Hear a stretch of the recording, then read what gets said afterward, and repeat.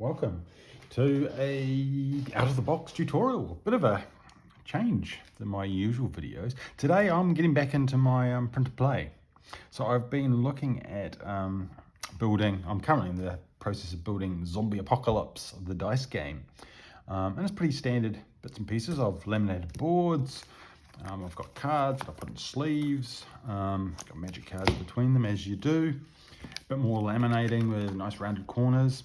But what I haven't built too many of is custom dice. And building custom dice is a little bit tricky. What I've done in the past is I've printed and glued them on and then kind of done a laminating over the top with a kind of a painted sealant, but that didn't work out very well. So I thought I'd try a different method, and I thought I'd do a little video to talk you through it in case you're interested. So what you end up starting with is you're going to need glue. I've got a glue stick. You're going to need some dice, some wooden cubes.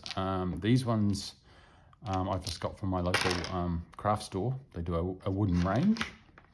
So when you get, for instance, this is from Zombie Apocalypse, the dice game. You get a sheet like this, which has all your dice and all the faces that are needed to be on it. So I thought for this one, what I wanted was a shiny custom die. So, you could just cut these out and have the paper on them, but they don't wear very well. But I thought it'd be nice to get a kind of a nice plastic sheen to it. So what I did is I just ran the whole sheet through my laminator. And I've chopped bits out, but you end up with your sheet laminated with the different icons on it. And then it's just a matter of getting your scissors and chopping them out. So when I do this, I usually make sure that I've got 2 cubes, one that I'm actually going to build and one is a sizing one, because once you start gluing, you don't want to be touching the glued one till it's finished gluing. So I'm gonna just do one example, just for the fun of it. So you chop out your face. I'm doing it manually with scissors, which is not ideal. You kind of get it straight. So then I use my sizing one to make sure that it's just a little bit thick. I need to take a little bit more off the edge. So that allows you to make sure that, I think I'll take a little bit off each side, just to 1/2 mil off each side. That should do it. Okay, and then use your sizing cube to make sure that there's no overhang. There's still a little bit overhanging on the side, so I'm going to take a little bit more off. Maybe it's at the top. I think that one's not straight.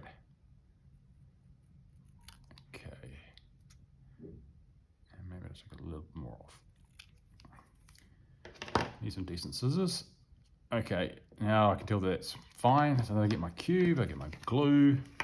This probably isn't the greatest glue for doing wood on plastic laminate, but if you're really liberal with the gluing, it seems to work fine. If I had some PVA glue, I'd probably use that. Okay, and then you slot that into place. And there you go, that's one done. And you just do that for all of those. I've got one that I've prepared earlier. Sound like a cooking show. So once you've got them all glued on, you've got your dice, and this is supposed to be white, and it looks a little bit manky around the edges. So what I've done is I've got myself a permanent marker, and you need a bit of a steady hand, but if you use your permanent marker, you can just do all the edges and that. So you do need a steady hand. If you don't have a permanent marker,